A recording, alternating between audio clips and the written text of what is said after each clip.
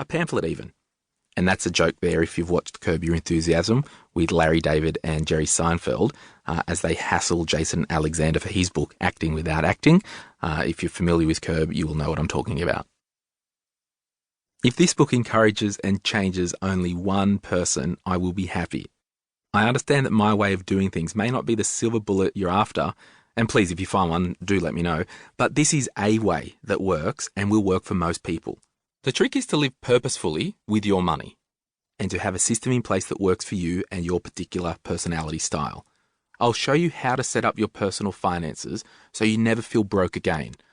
I'm not talking about joining a Powerball syndicate with friends at work, but hey, if the shoe fits, right? I'll show you step by step how easy it is to invest for your future and teach you enough that you will feel empowered and be informed to make your own decisions. I'll show you how to set up your financial life from the ground up so you build it in the right order. Yes, I might be provocative and sarcastic, however, I will be extremely practical and will give you the tools to win in all areas of your finances. Now, in the actual book, there's a resource section at the end of every chapter. However, this is an audiobook. So if you go to sortyourmoneyout.com/audiobook, there'll be a resource pack there, and also you'll be able to download all the charts and tables that I reference in this audiobook. Life on Own Terms. Loot, my version of FIRE. Financial Independence Retire Early, or FIRE, is a movement of people who follow a mantra of being able to live your life your own way and working towards having financial autonomy not linked to a source of income that you have to work for. For example, salaried employment. It's the ultimate goal of amassing enough passive income so you don't have to work. Love it. At the risk of offending thousands of people who are dedicated FIRE followers, I believe this movement as just do what you want on your own terms. And I'm sorry to offend you so early in the audiobook. This is why I prefer to use the acronym LOOT. That being said, throughout my life, I've always had a recurring existential crisis in my mind. Like, does anything actually matter? What's the point?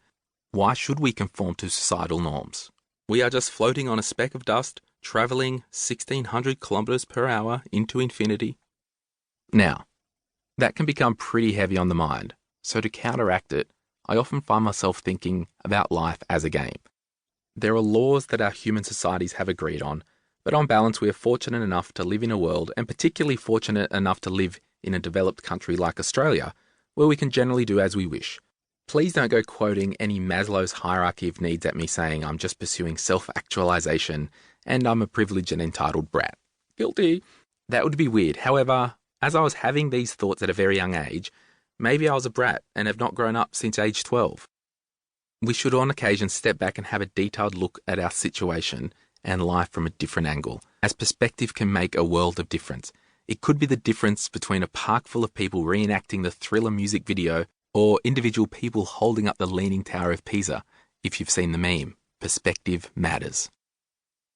If you're part of the millennial generation or Gen Z cohort, you may have been influenced by the perspectives of a parent, grandparent, or other significant influence in your life. And if not a specific person, you'll have been influenced and moulded by society in general. The trap in this situation is that Gen Xers and baby boomers lived in different economic conditions from those that exist today. It used to be pretty linear. It went education, then work, then retirement. A job for life, then out to pasture. The average age for the big events in Australian lives have basically shifted 10 years, further into the future compared to the baby boomer generation. 50 years ago, people reaching age 65 were considered old. Nowadays, age 65 is considered being within the lifestyle years. Why do we build our lives on a structure that is modelled from another era so differently from today's? Why do we go to work, go home, sleep, rinse and repeat? Why do we get told that we have to save for a magical line in the sands of our time, age 65, so that we can then be told to suddenly stop the conveyor belt of our working life to do nothing but enjoy retirement? Well, I'm here to say that from this time on, things will be different.